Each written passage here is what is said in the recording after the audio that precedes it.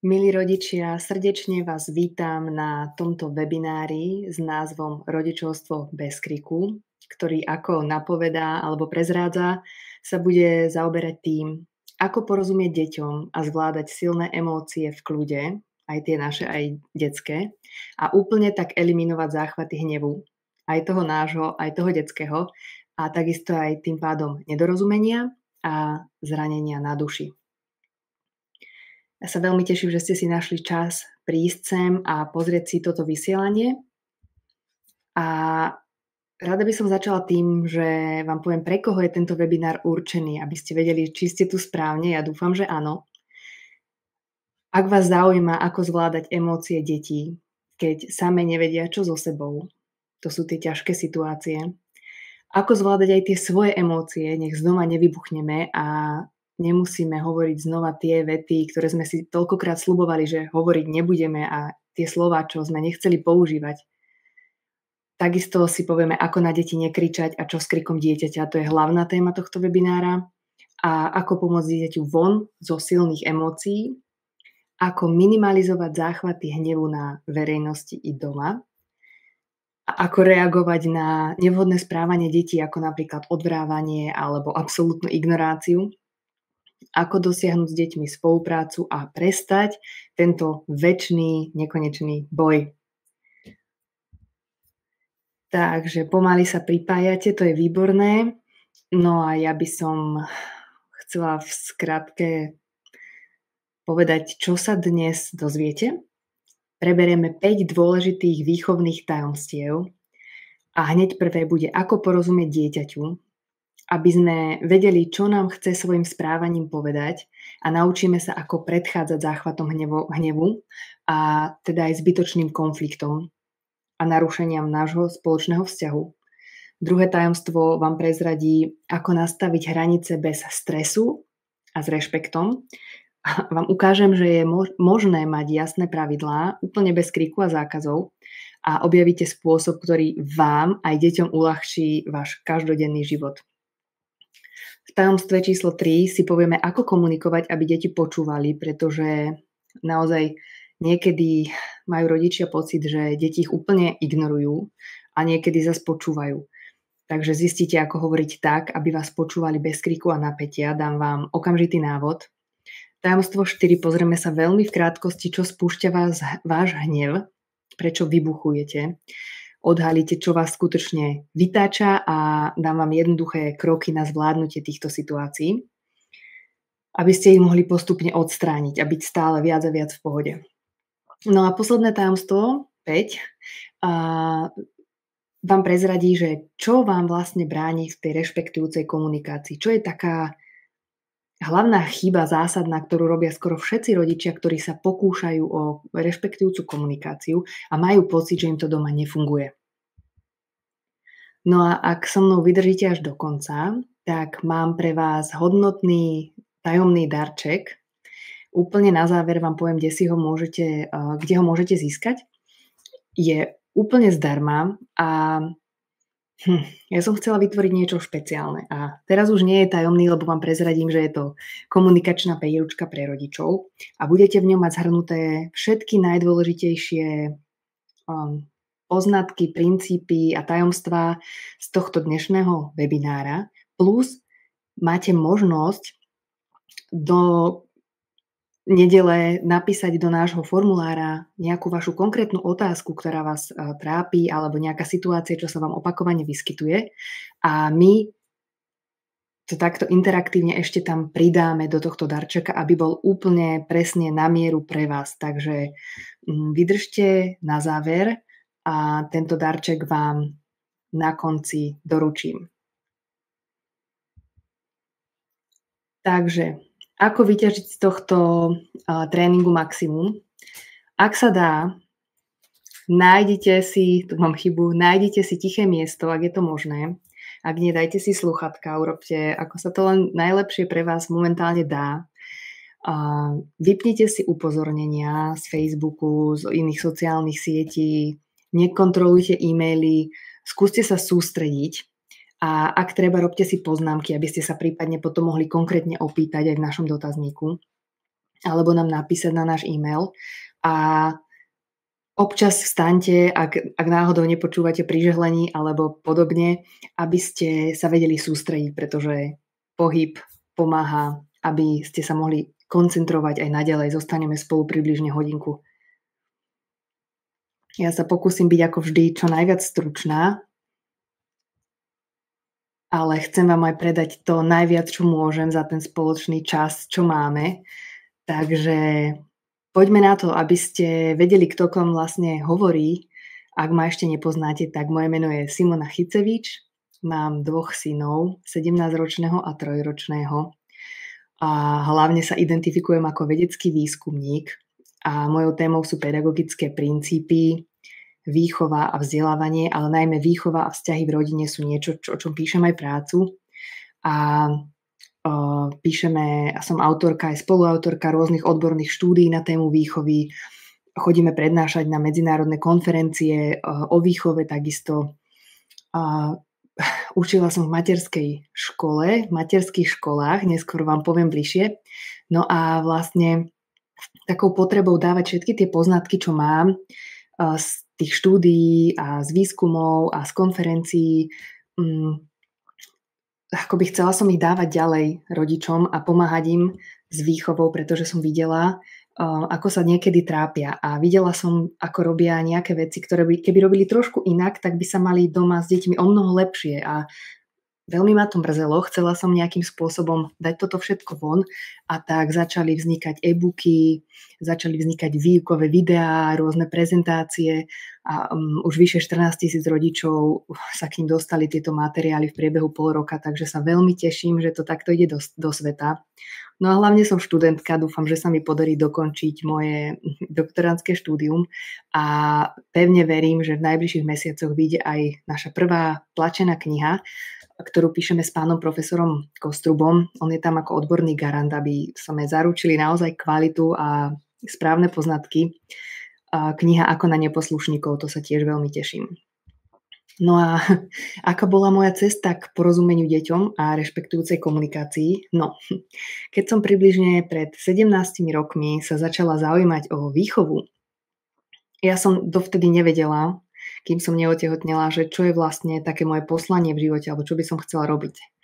A potom, ako som bola tehotná, narodila sa mi bábätko, prvý syn, tak som si začala všímať, aké si rozdiely medzi rodičmi, že niektorí vychovávajú spôsobom akýmsi prívetivým a s deťmi im to funguje a majú taký pekný vzťah spolu a iní rodičia, čo bolo aj mnoho ľudí v mojom okolí, blízkych ľudí, ktorých som rešpektovala, uznávala, mala s nimi pekný vzťah, ale jednoducho s tým, ako oni vychovávali, ja som vnútorne nesúhlasila, pretože častokrát na deti kričali, dávali im príkazy, zákazy, šli ako ich podplácali.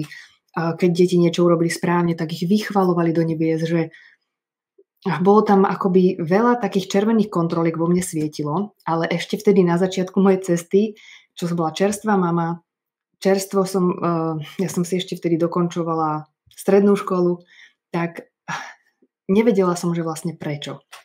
No a potom začala teda tá moja cesta, skúšala som nejaké výchovné princípy, nejaké výchovné spôsoby, metódy, dozvedela som sa o rešpektujúcej komunikácii, tak som skúšala, ale diali sa také veci, že niečo mi fungovalo, a na druhý deň mi to už nefungovalo. Alebo niekedy mi to nefungovalo a o 2 minúty neskôr mi to fungovalo. A bol to taká metóda pokus, omyl a vlastne som nevedela presne, že čo je to správne robiť. Iba som vedela, že ako to nechcem robiť, ale nevedela som úplne presne, ako to chcem robiť.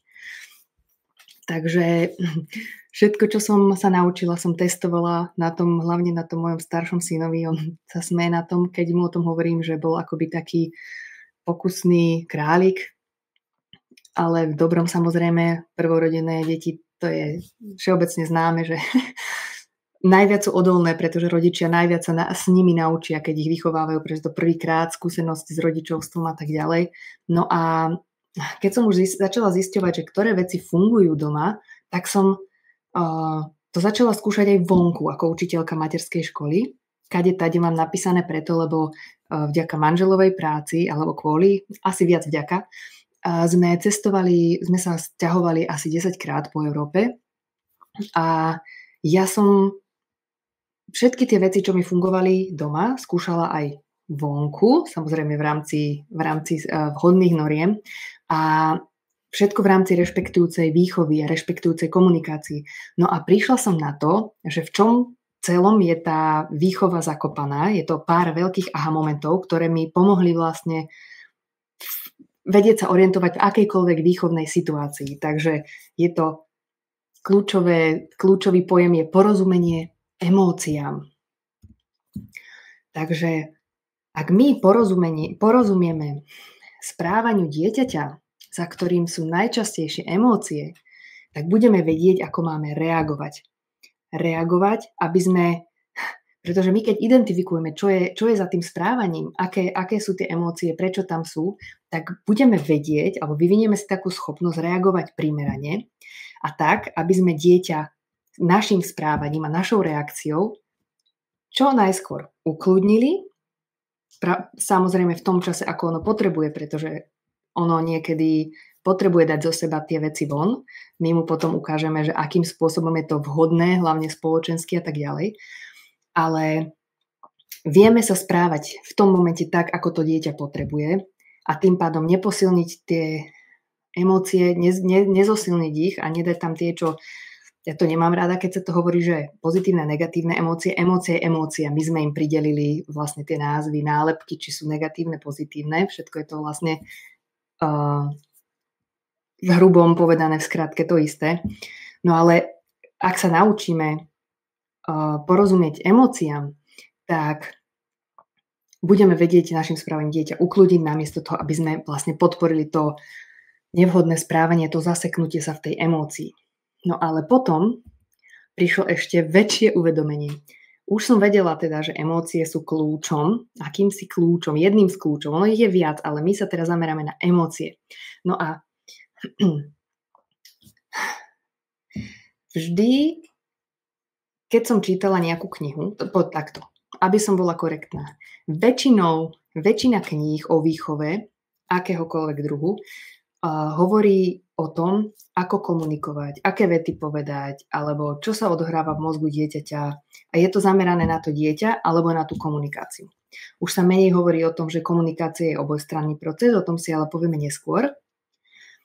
Ale skoro nikdy sa nehovorí, že by sme mali my, rodičia, v prvom rade myslieť na seba a na svoje emócie. Pretože my, keď vstupujeme do komunikácie s dieťaťom, nahnevaný, rozčúlený, namosúrený, čokoľvek, tak, alebo aj veselý a radostný a s humornou náladou, tak ono tie emócie sú zjednodušene znova povedané akoby nákazlivé.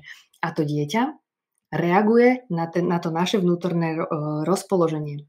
Čiže ja som si spomenula, keď som pripravovala túto prezentáciu, že môj otec mi vravieval v detstve, miliónkrát mi to snáď povedal, keď som sa sťažovala na niečo, čo sa mi nedarí a že niekto je na vine a aký je svet nespravodlivý, tak mi povedal, že keď chcem niečo zmeniť, musím začať od seba. A mne to tak nedávalo význam, absolútne som nerozumela, čo ty myslí, nebol schopný mi to ani vysvetliť, väčšinou on to povedal a ako bolo to pre ňo vybavené, takže absolútne nepochopenie, ale túto pri výchove to platí najviac asi, ako sa dá. Pretože deti počujú aj to, čo nehovoríme, čo sa odohráva vnútri v nás. A to, že si nevymýšľam tu nejaké teórie alebo niečo, tak už možno poznáte niektoré z týchto osobností z pedagogiky, psychológie, medicíny, špeciálnej pedagogiky, rodičovského poradenstva z rôznych národností. Už Ján Amos Komenský hovoril niekedy v roku 1600 niečo, že viesť druhých môžeme len ak vieme viesť samých seba. A za tým je schovaté aj to, že potrebujeme vedieť pracovať so svojimi vlastnými emóciami, aby sme vedeli pomôcť z emócií deťom. Alebo aj Maria Montessori, viem, že mnohí ju poznajú, aj ona hovorila, že aby sme mohli pomôcť dieťaťu, najskôr musíme pracovať sami na sebe. A ja viem, že vy to vidíte pravdepodobne podobne, inak by ste tu dnes neboli a nevzdelávali by ste sa v tejto téme. Takže možno sa teraz v tomto momente pýtate, že ako to teda zvládnuť celé, keď doteraz ste to takto nerobili a ako zistiť, čo nám dieťa chce tým svojim správaním povedať, ako to robiť bez kriku a zákazov a nastaviť tie hranice, ako si funkčne, ako hovoriť, aby deti počúvali, keď potrebujeme, prečo pri niektorých situáciách vždy na deti vybuchneme a čo s tým. A teda tú chybu, že aká je tá chyba, ktorú robia všetci rodičia, keď majú pocit, že tá rešpektujúca komunikácia nefunguje. Takže poďme sa pozrieť na tajomstvo číslo 1. Ja tu mám, keby počujete šuchot, tak ja tu mám pripravené poznámky, aby som na nič dôležité nezabudla. Takže ako porozumieť dieťaťu? Zoberme si taký príklad bežný, nákup v obchode, kedy dieťa po niečom veľmi túži, niečo veľmi chce a začne byť frustrované, pretože mu to nechceme dovoliť. My začneme byť frustrovaní, pretože dieťa už začína zvyšovať hlas, opakovať sa, dúbkať si nohou, niekedy kričať, plakať, hádzať sa o zem, čokoľvek, čo vie, že funguje na rodičov. No a tam tie pohľady, na nás už prichádzajú emócie, pravdepodobne nepríjemné pocity. Vidíme, že ostatní sa pozerajú a nepozerajú sa tak podporne väčšinou, že by nám chceli pomôcť, ale pohoršenie alebo niektoré prístupia snažia sa nám dávať múdre rady, ale upokojím vás, väčšina ľudí sa pozerá s odľahčením, že to nerobí scénu ich dieťa, ale vaše. Takže pre deti je prirodzené vyjadrovať svoje emócie takýmto spôsobom. Pre nás je to náročné. Povedzme si pravdu, kedy je vhodný čas na scénu dieťaťa, ale deti si to jednoducho potrebujú prežiť. Je to súčasťou ich vývinu a oni svoje impulzy nevedia kontrolovať. Zo začiatku, kým sú mladšie, vôbec a postupne si vyvíjajú tú schopnosť, ale povedzme si na rovinu, mnoho dospelých má problém kontrolovať svoje impulzy, takže potrebujeme aj svoje očakávania upraviť a od detí očakávať len to, čo môžu, ale ak máme náhodou pocit, to je ešte veľmi dôležité, že si povieme o dieťati, že bože, to moje dieťa, to je také neposlušné a fagan, nejaký čert, alebo akékoľvek vám tam prídu prirovnania, tak som chcela len spomenúť, že už Sokrates, čo bolo pred 500 rokov, pred našim letopočtom približne, už on hovoril to, čo niektorí dnes hlásajú, že tá dnešná doba, že dnešná mládež a deti sú neposlušné a inokedy si to bolo inak, tak môžete mi povedať, že už za doby Sokrata to bolo tak, že jednoducho, keď sa k deťom nevie pristupovať, alebo nie je porozumenie toho detského mozgu, detského správania, detských emócií, tak potom nevedia tí rodičia reagovať a vznikajú tam takéto hlášky. Takže potrebujeme teda odstrániť pocit, že dieťa je nejaké zlé. Žiadne nálepky v rešpektujúcej komunikácii nedávame a dôležité je povedať, že 95% krát, čo deti sa nám zdajú, že robia niečo nevhodné, alebo nám naschvál, alebo zlé, alebo nám chcú ublížiť, alebo niekomu inému, tak 95% krát za tým ich správaním nie je nič takéto negatívne. A tomuto keď uveríme, potom je tam tých 5% krátov, by sme mohli nazvať, keby to chceme škatulkovať, čo nechceme, problémové správanie, ale tých 95% krát, čo je väčšinou, tak deti len vyjadrujú nejakú svoju potrebu najlepšie ako vedia. Oni túžia dosiahnuť nejaký svoj cieľ a idú k nemu najlepšie ako vedia. čo je čím mladšie dieťa, čím menej skúsené dieťa, tak tým to môže byť agresívnejšie alebo viac ostentatívne, hádže sa nám o zem a tak ďalej. A poviem vám príbeh o loptičke. Jedna mamička, jej synček mal loptičku, ale kamarát, bratranec mal inú loptičku a on chcel tú jeho loptičku. A strašne po nej túžil. Bolo vidieť, že jediný jeho momentálny cieľ je získať tú loptičku a urobil preto všetko. Takže už bolo kričanie, už bolo nejaké vyhrážanie slovné, 3,5-ročný chlapček. A jednoducho prejavoval nejaké emócie, ktoré sa tej mamičky nepáčili, ale ona namiesto toho, aby vlastne pristúpila nejakým rešpektujúcim spôsobom, kedy by mu stála pri ňom a pomohla z tých emócií, tak vlastne mu tam dala nejaké zákazy, príkazy, vyhrážanie, podplácanie a povedala, že ja ti takto nedovolím sa správať. Takéto správanie tolerovať nebudem. Ale tu vidíme, že tá mamička nemala akoby know-how, to povedomie o tom, že to dieťa 3,5-ročné sa nemohlo správať nijak inak. Ono túžilo po tej loptičke a potrebovalo našu pomoc, ako by ju mohlo získať. Takže ak by sme si povedali tu skrátke nejaké riešenie, tak poprvé chcem povedať, že naše správanie deti presne vedia a že prečo tie scény vznikajú napríklad v tom supermarkete.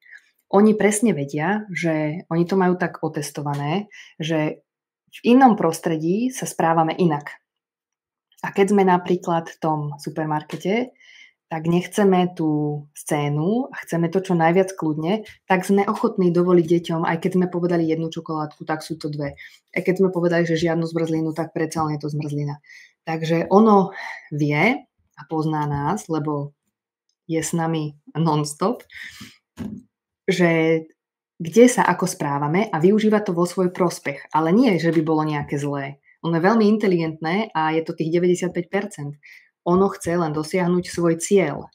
Našou úlohou ako vodcov je ich usmerniť a dať im tie hranice, ktorým sa ešte dostaneme. A jedným z takých... Keď začíname s rešpektujúcou komunikáciou a dieťa bolo doteraz zvyknuté na to, že nedodržíme svoje slovo, lebo aj to patrí k rešpektujúcej komunikácii, alebo že nás presvedčí, tak zo začiatku to bude ťažšie a budeme potrebovať viac energie s tým dieťaťom sa dohodnúť a dosiahnuť akýmsi spôsobom riešenie. Aj to vám potom poviem neskôr, že keď nefungujú tie rešpektujúce metódy, že čo teda robiť. Oni fungujú, ale ja vám poviem presne, čo robiť a to bude, tuším, v 5. tajomstve, áno, alebo v 4., 5. Pardon.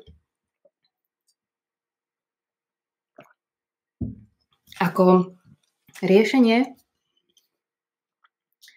môžeme povedať, že dieťaťu hneď nepovieme nie. Že môžeme ešte jedno lízatko, tak neodpovedáme hneď nie, ale povieme, máš chuť na lízatko. Je dobrý nápad zamaškrtiť si. Doma máme toto a toto. Čiže to dieťa presmerovať na to, že sa môže tešiť na to, čo máme doma. Alebo mu pripomenúť tú dohodu, že dohodli sme sa, že môžeš si zobrať jednu čokoládku, takže tú druhú dáme naspäť a pomôžeme mu s tým. V našom darčeku v komunikačnej príručke vám dám konkrétne znenia akoby tých vied, ktoré by ste mohli použiť, aby sme sa tu nezdržovali a prešli sme aj ďalšie tajomstvá. Dobre? Dúfam, že vám to dáva zmysel a ak by som to mala zhrnúť nejak hlavnú myšlienku z tohto tajomstva, tak je dôležité si uvedomiť, že deti nie sú zlé a svojím správaním nemyslia nechcú nám uškodiť, nechcú nám spôsobiť nejaké nepríjemnosti, oni proste nevedia inak. A že emócie sú prirodzené a potrebujeme im len porozumieť. Deti nevedia tie svoje impulzy kontrolovať, je potrebné, aby sme im s tým pomohli. A ak máme niekedy takú situáciu, čo sa opakuje, napríklad ten supermarket, teda že nákupy v obchode sú peklom, tak Môžeme sa na to pozrieť z pohľadu aj Maslowovej pyramídy potrieb, že ak vieme, že naše dieťa napríklad nám tam v tom obchode behá ako zmyslov zbavené, tak má potrebu pohybu. A to vzrušo v tom obchode ešte, ak ju nemá ono ukojenú, tak proste už je to výbuch energie a je to nezastaviteľné. A čo môžeme urobiť, keď sa táto situácia opakuje? Ideme predtým s dieťaťom na detské ihrisko, kde má možnosť dostatočne si túto energiu svoju vybiť, ukojiť si tú potrebu sa hýbať a potom ideme do obchodu. Takisto, ak nám tam plače a je rozrušené, tak možno je len unavené, preťažené, takže nepôjdeme tam s ním, keď už nevládze alebo melie z posledného. Viem, že niekedy sa to nedá, ale ak naozaj musíme nakupovať s deťmi, čo niekedy je najlepšie riešenie nenakupovať s nimi, tak sa na to môžeme pozrieť aj cez pyramídu potrieb. No a je dobré, ak máme tieto situácie veľmi vypäté, že sa s deťmi o nich porozprávame dopredu. Že ako si to predstavujeme, ako to potrebujeme, čo sa bude diať a potom v obchode vlastne na to nadviažeme, ak je treba a pripomenieme to tomu dieťaťu. A samozrejme najdôležitejšie, aby nám to fungovalo od teraz a potom už navždy. Ono to chvíľku trvá, ale potom už to je krásna komunikácia. Tak potrebujeme dodržať slovo. No a v darčeku vám dám to presné znenie tých vied, aby ste mohli to použiť. Takže ak máte nejaké iné situácie, ktoré sa vám opakujú, potom mi dajte vedieť, dobre?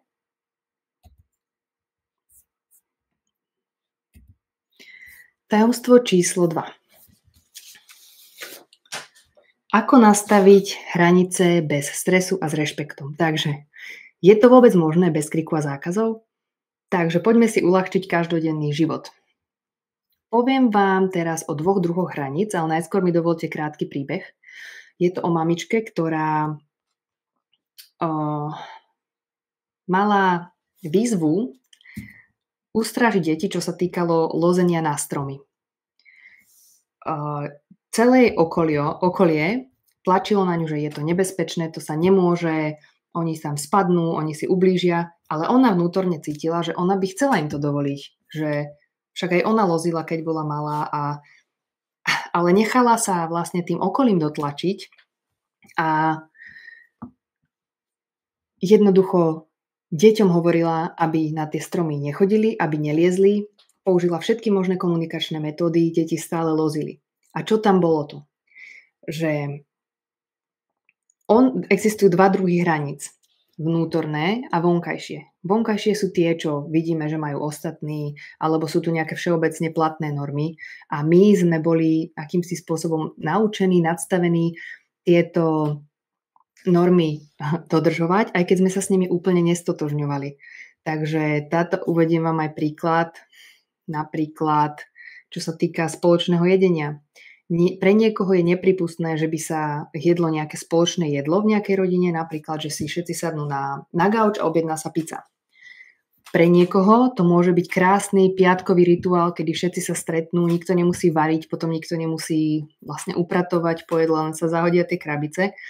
A je to v poriadku, že jedna rodina to má tak a druhá tak. Čiže my len potrebujeme sa vždy opýtať, ako to my máme vnútri v sebe, čo pre nás je dôležité, ako to my potrebujeme. Takže táto mamička si vlastne položila otázku, ako to ja potrebujem. A odpoveďou bolo, že ona chcela dovoliť tým svojim chlapcom liezť na tie stromy, ale len im chcela teda to urobiť tak, aby to bolo bezpečné a vymysleli teda spôsob, že dali si, ona im ukázala, že ako sa lozí, čo je pre ne dôležité, aby dodržali a dali si takú červenú stužku na to maximálne miesto, maximálnu výšku, že kam sa môžu vyšplhať. A odrazu im tá komunikácia fungovala. A to bolo len preto, že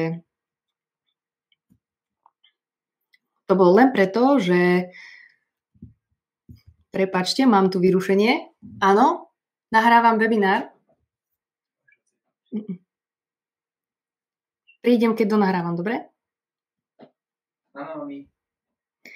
Dobre, tak tu máte vidieť, že potrebujem ešte chvíľu v akcii, takže dúfam, že bude moje želanie dodržané. A bola som teraz vytrhnutá z nite. Ale áno, hneď ako táto mamička vedela, že to, čo požaduje od tých detí a naozaj aj tak vnútri v sebe cítila, tak im to začalo fungovať.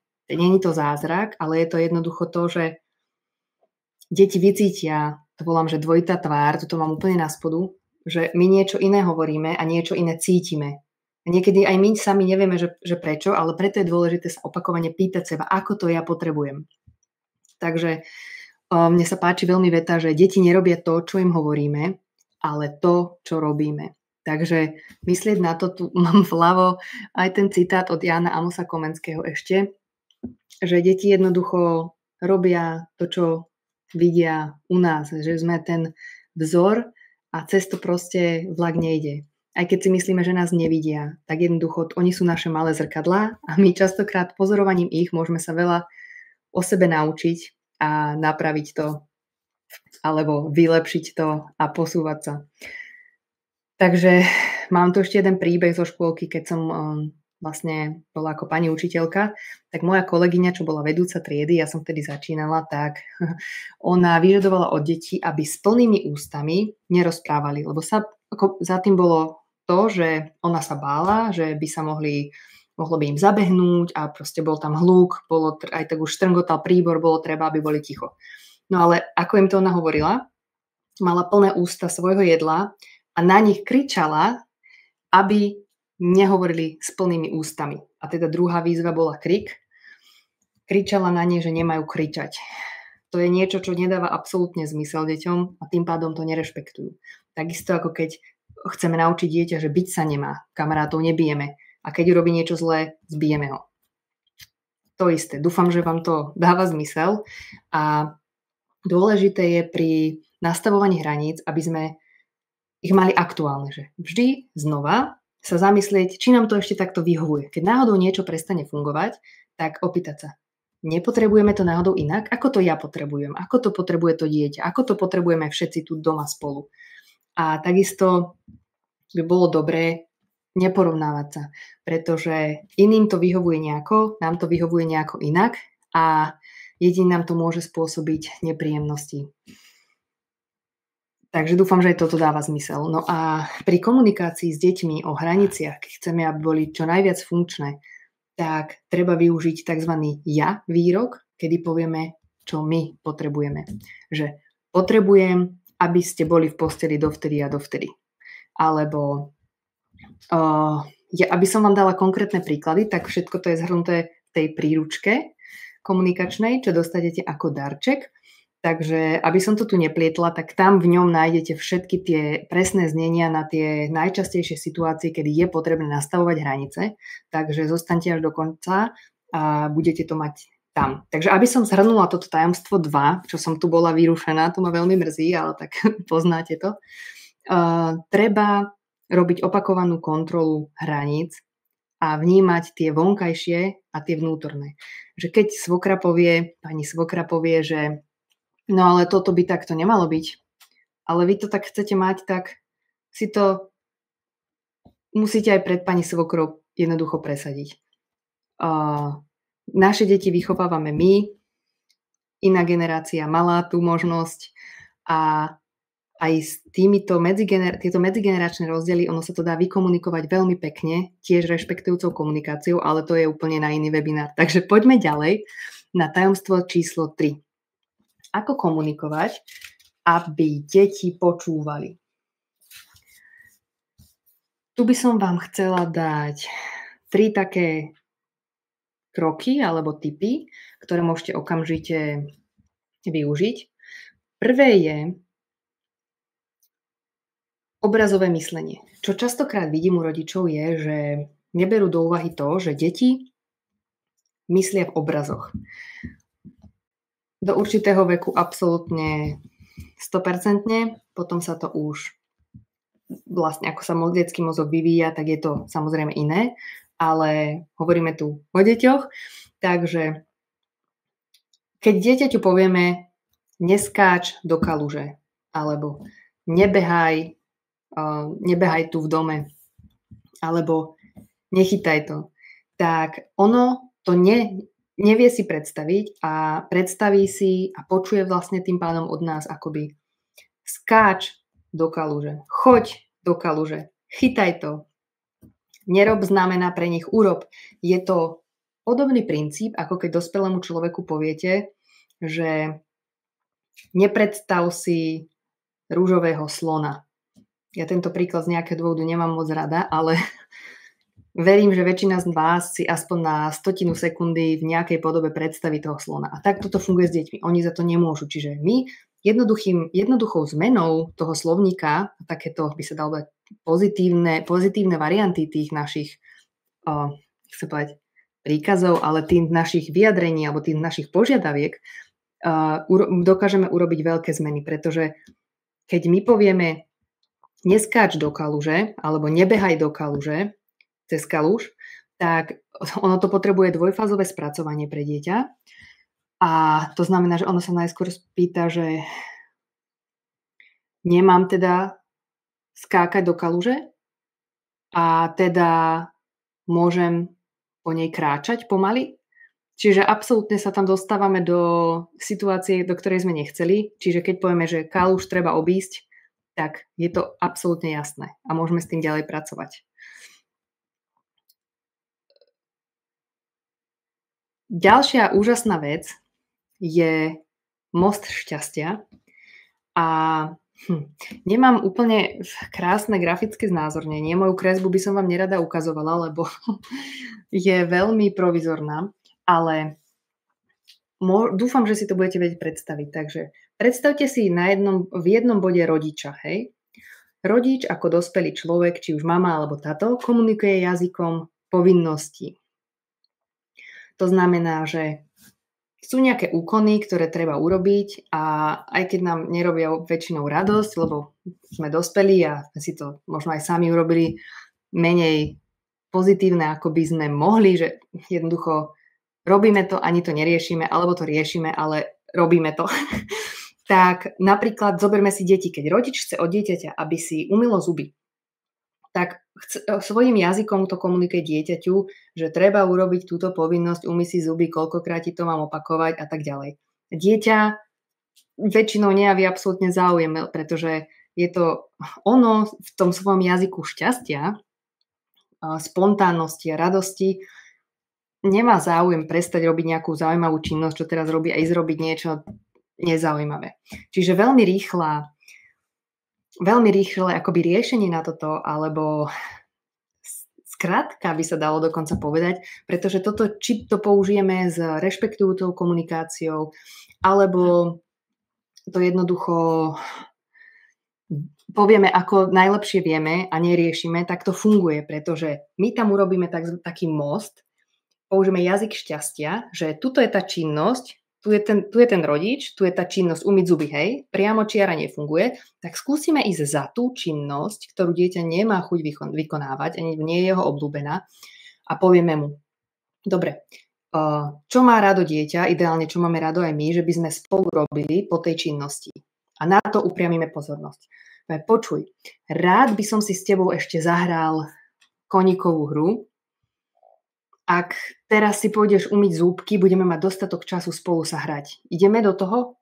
Ja ešte niečo dokončím, ty si umieš zúbky, stretneme sa v izbe, hráme koníkovú hru. Vidíte ten rozdiel, že namiesto z tej povinnosti sa stala, rýchlo to urobím, aby som mohol mať tú radosť. A nekomunikujeme to deťom, že ak si neumieš zuby, tak nebudem s tebou hrať. Ale ideme na to cez to pozitívno. Takže konkrétny príklad, napríklad umývanie zubov nebolo obľúbená činnosť nášho 3-ročného, tak som vymyslela hľadaciu hru, to znamená, že schovám zo pár malých postavičiek, väčšinou 5, po izbe a poviem, že kým ty si umieš zuby, ja pripravím tú hľadaciu hru, môžeme si zahrať. A to je absolútna skratka k tomu, aby sme sa do postele dostali rýchlo. Áno, vyžaduje to trošku nášho nasadenia, trošku kreativity, ale na konci máme to dieťa tam, kde potrebujeme, o mnoho rýchlejšie a všetci sú ešte šťastní a ešte spolu strávime aj čas namiesto toho hádania, aby urobilo napríklad tú činnosť ako umývanie zúbkov alebo danie sa do pyžamka a tak ďalej. No a tretí krok, že prvé bolo to obrazové myslenie, druhé most šťastia A posledné je naladenie. Častokrát sa stáva, že rodič vstupuje do komunikácie s dieťaťom v úplne inej nálade. Že zoberme si, dve deti sa hrajú v izbe, majú super náladu, zábavu, nevyzerá to, že by chceli prestať a príde tam ustarostená mama, ktorá proste už má toho dosť, tú utierku má cez plece a ešte ju čaká milión povinností. Tak vstúpi do tej komunikácie s deťmi na úplne inej akoby úrovni a nemôže sa tým pádom stretnúť a vzniknúť tam to porozumenie a spolupráca. Čiže čo je riešenie?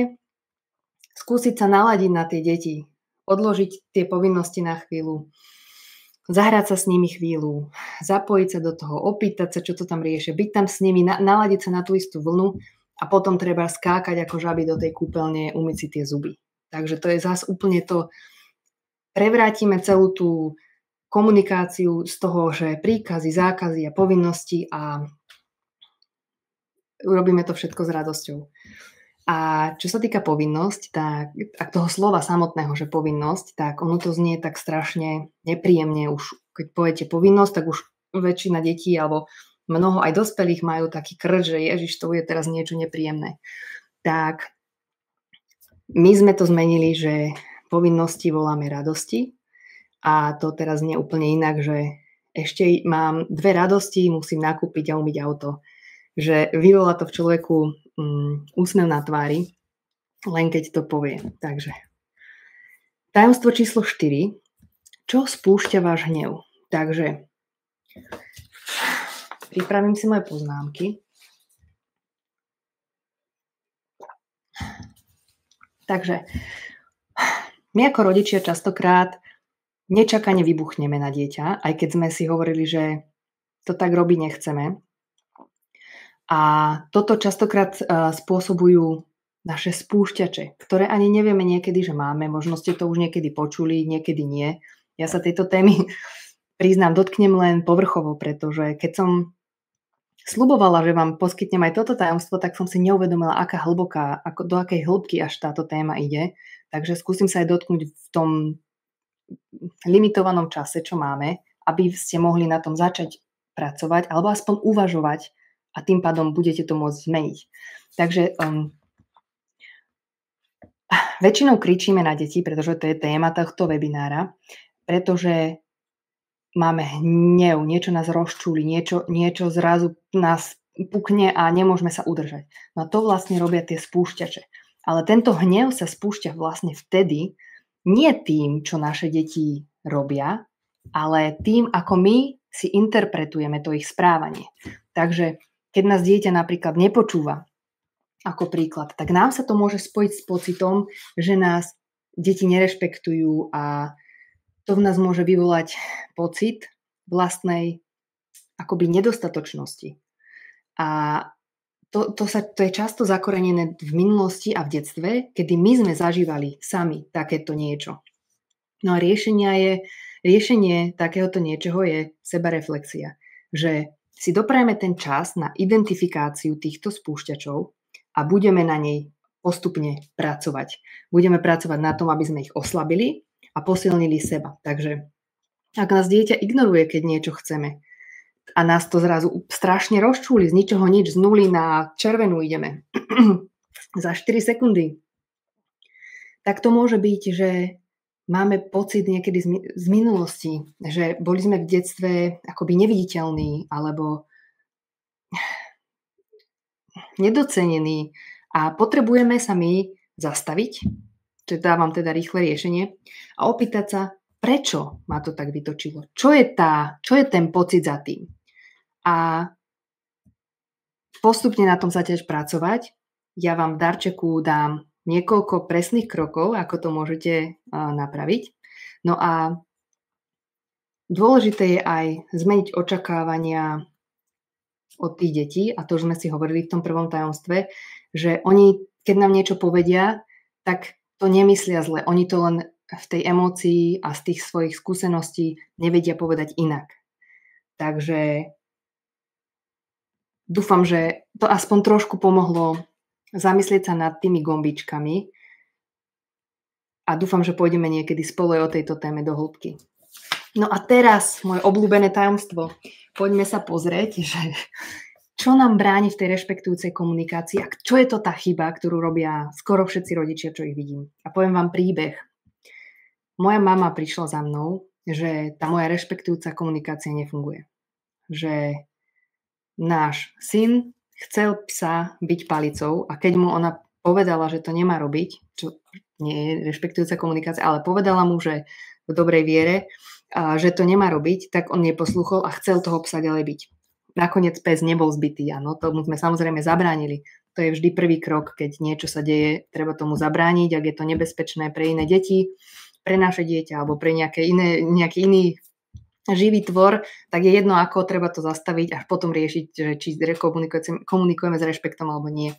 Takže prišla za mnou a povedala mi, že to nefunguje. Ale my keď sa pozrieme na tú situáciu, tak keď by sme boli rodič, čo komunikuje bežným spôsobom, nerešpektujúcim a povieme dieťaťu, okamžite prestaň, inak dostaneš na zadok a pôjdeš dnu. A dieťa aj tak ide toho psa byť ďalej, tak rodič si povie, to dieťa je neposlušné. To je proste nezbedník.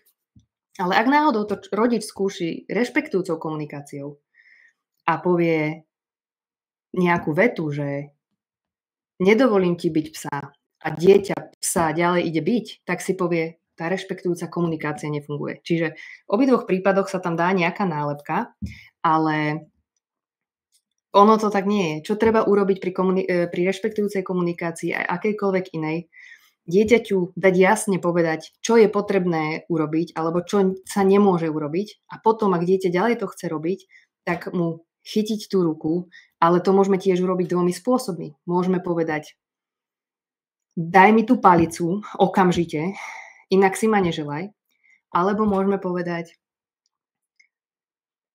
nedovolím ti byť toho psa, teraz ti tú palicu zoberiem, pretože je to nebezpečné, mohol by si Haukovi ublížiť, psíkovi ublížiť.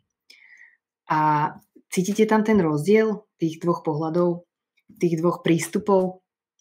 Takže a dieťa pravdepodobne si len plní nejakú vývinovú úlohu, alebo potrebuje našu pozornosť, alebo je za tým niečo iné, čo nie je v prvom rade negatívne. Čiže my, čo potrebujeme urobiť vždy v týchto situáciách, je ísť do akcie.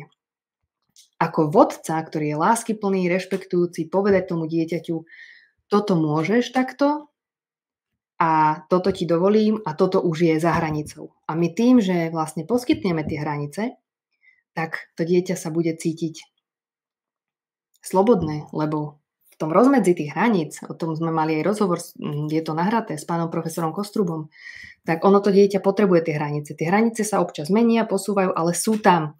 A to dieťa vďaka tomu, že vie, kde sú a že sa v nich môže pohybovať bezpečne, tak o mnoho viac spolupracuje, o mnoho viac sa cíti lepšie a je tam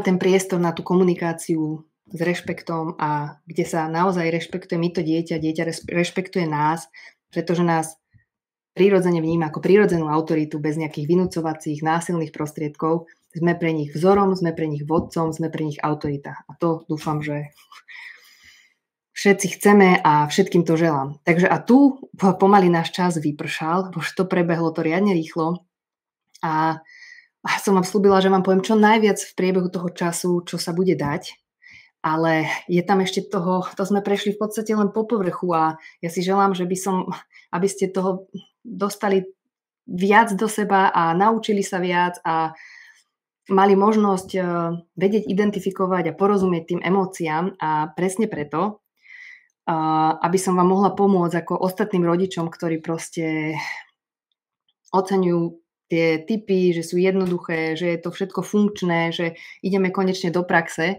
tak aby ste všetky tieto tajomstvá mohli vlastne aplikovať do praxe a naozaj porozumieť tomu dieťaťu a komunikovať, aby počúvali a riešiť seba, dovoliť si vyriešiť seba, nastaviť tie hranice bez stresu a s rešpektom a komunikovať konečne už iba rešpektujúco, tak som pre vás pripravila online kurz, ktorý je kompletný návod, ako zvládnuť obdobie vzdoru, Či už to je kričanie vaše alebo detí, hádzanie sa o zem, plač, udieranie iných i seba alebo iné silné emócie, aj s tým najtvrdohlavejším, či najcitlivejším, či hyperaktívnym dieťaťom, ako rodičia často hovoria.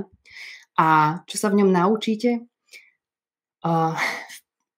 Kurz je mesačný a je rozdelený do 4 modulov, kedy každý týždeň na vás čaká niečo iné. A v prvom module vám ukážem všetko, čo by ste mali ako rodič zohľadniť, aby vaše dieťa bolo pokojné a nie divoké. Naučíte sa, ako efektívne s rešpektom nastaviť hranice deťom kedykoľvek, aby to naozaj bolo dodržané. A čo robiť, keď deti testujú tieto hranice? A testujú, či to naozaj myslíte vážne. A prehlbí sa tam ten prístup a váš vzťah s dieťaťom a už prestanete navždy deti nálepkovať a pochopíte, prečo je to potrebné a pochopíte aj potreby dieťaťa raz a navždy. No a budete vedieť dôvody za správaním dieťaťa. V module 2 sa zameráme práve na dieťa a tam sa dozviete, čo presne sa v ňom odohráva a čo potrebuje, aby bolo vyrovnané a zároveň vás rešpektovalo. No a naučíte sa aj, ako prekonávať obdobie vzdoru alebo zariadiť, aby sa rýchlo skončilo, či vôbec k vám neprišlo. No a ako veľké nedorozumenia spôsobujú problémy a ako ich ľahko odstrániť. No a čo presne potrebuje vyrovnané dieťa, ktoré nemá potrebu sa hádzať o zem, to je tiež z jednou tém. No v 3. module, v 3. týždni si ukážeme základné princípy rešpektujúcej komunikácie, pri ktorej nie je nikto porazený, aby ste sa naučili hovoriť tak, aby deti naozaj počúvali pri všetkých okolnostiach a dostanete konkrétne príklady, čo povedať, aby deti reagovali. No a na bežných situáciách zistíte, kedy je lepšie úplne mlčať, aby sa dieťa rýchlejšie upokojilo, lebo niekedy naozaj tie slova len situáciu zhoršujú. A dostanete čarovnú formulku pre všetky situácie, ktorá vás podrží, keď stratíte hlavu, alebo máte znova chuť vybuchnúť. No a 4. modul som venovala rozhovorom s odborníkmi. Je tam profesor, pani doktorka, druhá pani doktorka, rôzni odborníci na tínedžerov, na mladšie deti, ktorí sa rozoberáme tam digitálne technológie s druhou pani doktorkou, takže je to mesačný kurz, ktorý vám dá všetky princípy a metódy a pomôže to okamžite pri silných detských emóciách. No a aby som vám pomohla ešte viac, tak ku kurzu vám dám bonus, videoseminár Ako zvládať detské emócie, kde nájdete zase z iného uhla pohľadu 10 presných krokov k zvládnutiu týchto detských emócií. No a chcem vám len povedať, že všetko, čo učím, aj ja sama používam. Vďaka tomu sa viem vcítiť do vašej kože, pretože najskôr všetko sama doma testujem a až potom to odovzdávam ďalej. No a o čom je rodičovstvo? Tam vám chcem povedať, čo je výchova. Výchova je komunikácia, obojstranný proces, kde sa jeden od druhého učíme a rodičovstvo nie je o tom byť dokonalý alebo nikdy nezakričať, ale dať si cieľ, že chceme napredovať a nechceme opakovať tie chyby, ktoré sme urobili.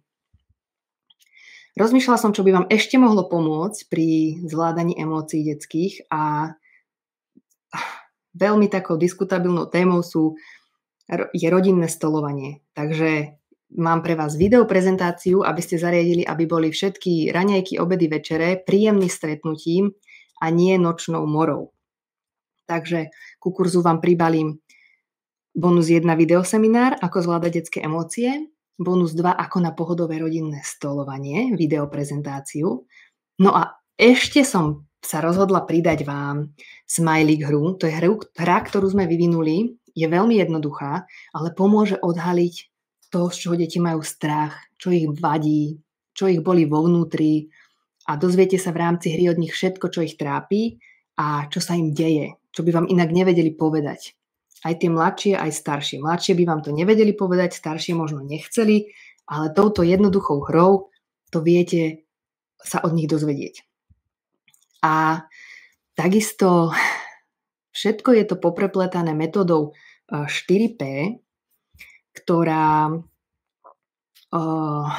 aby som vám povedala správne, túto metódu Ona vám pomôže nielen v ťažkých chvíľach upokojiť deti a zariadiť, aby mali menej často a menej silné záchvaty hnevu. A postupne sa oslabí aj potreba kričať, či hádzať sa o zem a ostatné neželané hysterické prejavy.